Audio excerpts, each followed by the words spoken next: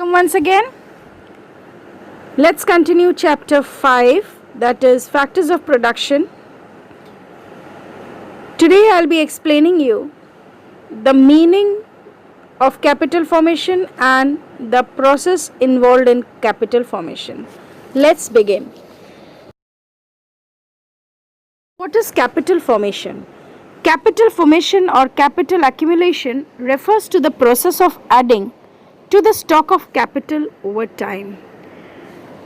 It is the creation of productive assets that increase an economy's capacity to produce goods and services.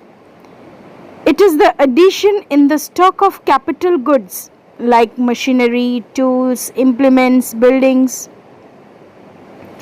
over time. If the stock of capital at the end of the year is larger than as it was in the beginning of the year, the difference between the two represents the amount of capital formation during the year. Its another name is investment. The stock of capital increases by undertaking investment. Thus, capital formation and investment are synonymous terms. Investment is a flow that increases the stock of capital. However, capital is measured at the given point of time, while investment is measured over a period of time. Thus, investment is a flow having time dimension.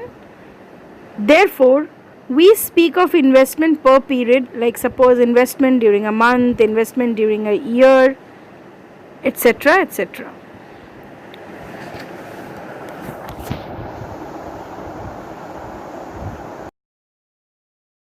So the process of capital formation involves three stages.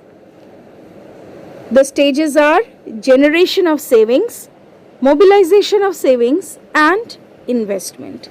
How saving is done, how that saving is put to use, that is mobilization, and ultimately with the help of that saving, how an investment, profitable investment is made. So let's begin. First is generation of savings. Savings refer to that part of disposable income which is not spent on consumption. Like for example, your income is suppose 10,000 rupees, and out of that you have spent rupees 2,000 on various consumable items. So what is the remaining amount? 10,000 minus 2,000, that is 8,000. 8,000 is your savings. So income minus expenditure is saving. Savings provide necessary resources for the production of capital goods. In order to achieve a high rate of capital formation, it is essential to increase the volume of saving. That means your rate of capital formation is directly proportional to the volume of saving. More is the saving, more is the capital formation. So that the resources that would have been used for consumption are released for investment. There are three resources of savings in an economy, namely household savings, business savings, and government savings. Savings done by household are an important source of saving in every economy. Households save part of their current income so as to meet various types of future needs. Now, who are the households? You, me, I, everyone is a household. Business savings are generated out of retained profit of the business sector. Retained profit refers to that part of the total profit which is not distributed but is retained back by the producer. And what is government savings? Government savings are generated out of the revenue, that is the tax and non-tax revenue of the government, and also out of the profits earned by the public sector enterprises. Next, how these savings are channelized or how they are mobilized. It is not enough that people save money. What is required is that saved money is used to undertake investment in the economy. Although Government undertakes some investment, but most of the investment is done by the firms. However, firms cannot undertake investment unless they have funds to do so. They finance investment partly by using their own funds created through retained profits. Retained profit means the profit which is kept back. They get a large part of the funds needed for investment from the households. Savings generated in the economy need to be mobilized. Therefore, it is essential that savings of the people are mobilized for undertaking investment. To some extent, savers provide funds to investors directly by providing loans to business firms. So, if you save money, you can invest. But most of the funds are mobilized through financial intermediaries such as banks, mutual funds, insurance companies, etc. Financial institutions actually they act as a link between the people who have funds to lend and those who need to borrow funds. So this work is basically done by the financial institution. Financial institution facilitates the transfer of household savings to firms. Like a simple example, like when we go to bank lends us money in the form of loans. So from where do bank get those money?